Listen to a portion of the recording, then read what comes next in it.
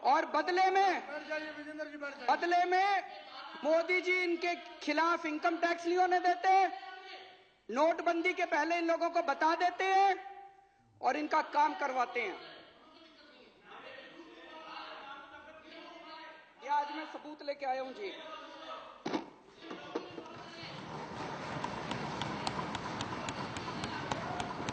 ये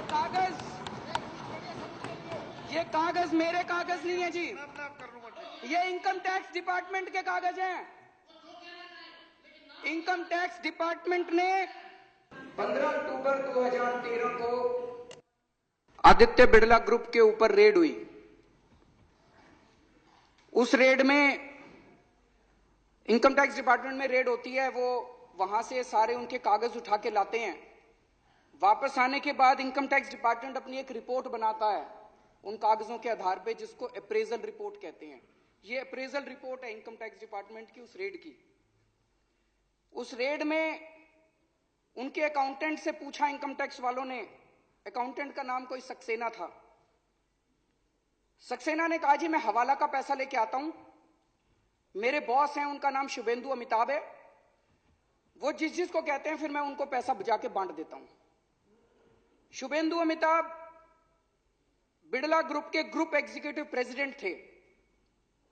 शुभेंदु अमिताभ के laptop, phone, blackberry सब चेक किए गए तो उनके लैपटॉप से एक एंट्री मिली।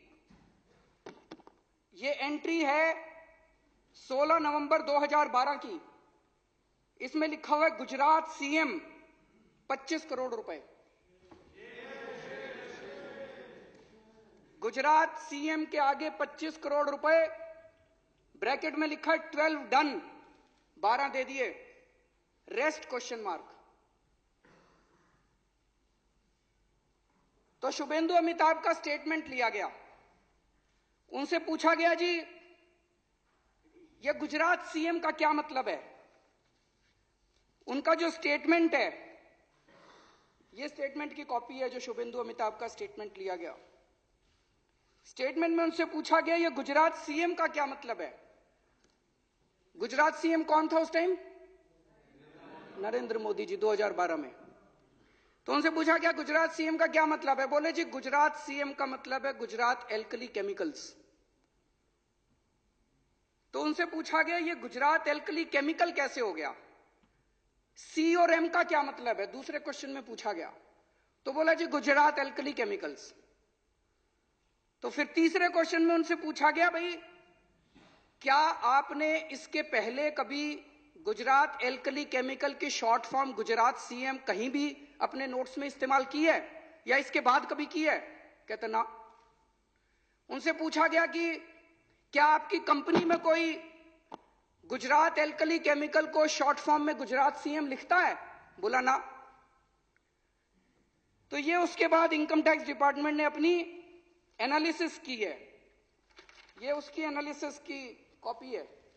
एनालिसिस में इनकम टैक्स डिपार्टमेंट लिखता है considering the highly incriminating nature of transactions in the data retrieved from the laptop and hard disk of Shubhendu Amitabh and evasive replies and unsubstantiated claims made by him, it would be imperative for the assessing officer to scrutinize the data available in seized documents, including the laptop and hard disk, and determine the quantum of income concealed by Shri Shubhendu. इसका मतलब income tax department कह रहा है ये झूठ बोल रहा है। अप्रेजल रिपोर्ट उसके बाद असेसिंग ऑफिसर के पास जाती है और असेसिंग ऑफिसर फिर 2 साल लगा के उसकी इनकम का असेसमेंट करता है, ऑर्डर करता है। अक्टूबर 2013 में रेड हुई थी, उसके बाद 6 महीने बाद इनकी सरकार आ गई। तो असेसिंग ऑफिसर की हिम्मत नहीं थी जो इसकी जांच कर सके उसके बाद, तो इसकी कोई जांच नहीं हुई उसके बाद। और अब ये केस को रफा दफा करने की कोशिश की जा रही है। सेटलमेंट कमीशन में इस केस को भेज दिया और बहुत जल्दी ये केस खत्म होने वाला है। इस केस को रफा दफा करने की कोशिश की जा रही है। एक और बड़ी मजे की बात है, इसी रिपोर्ट के अंदर बिड़ला ग्रुप के जो पेंडिंग प्रोजेक्ट हैं गुजरात सरकार में, उनकी लिस्ट दी हुई है। इससे शक पैदा होता है कि आप ये पैसे ये काम करवाने के लिए दिए गए थे क्या? इसमें लिखा है levy of stamp duty Matter has been taken up at the principal secretary level and through the Honorable Chief Minister's office. Deputy Collector stamp has been instructed from Gandhinagar not to initiate any action. मतलब कि मुख्यमंत्री दफ्तर, गुजरात के मुख्यमंत्री दफ्तर ने stamp duty ना लेने के आदेश दे दिए हैं। इनको गैस की जरूरत थी तो इसमें लिखा है गैस के लिए भी बात हो गई है। तो जो जो काम पेंडिंग थे गुजरात सरकार में उनकी सबकी लिस्ट दी हुई है। तो एक मन में यह शक होता है ये 25 करोड़ रुपए ये सारे काम करवाने के लिए पैसे दिए गए थे क्या? इसी के अंदर मोइली साहब की भी पैसे देन का लेन देन का है, जयंती नटराजन का भी पैसे का लेन देन का है।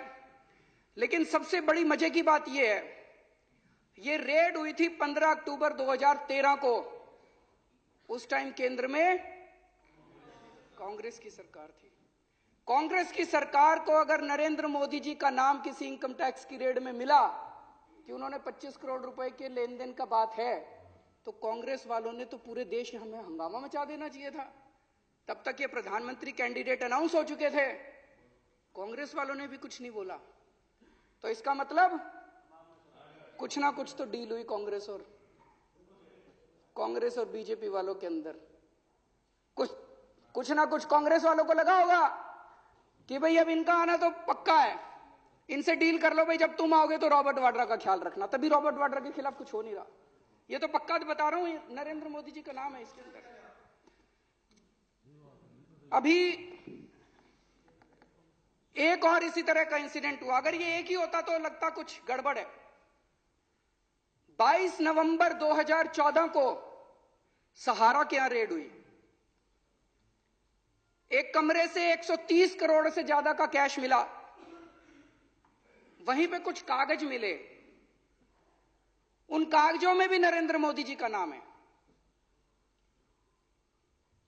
मेरे पास सारे कागज आए नहीं, इसलिए वो कागज आज रख नहीं रहा। अभी कुछ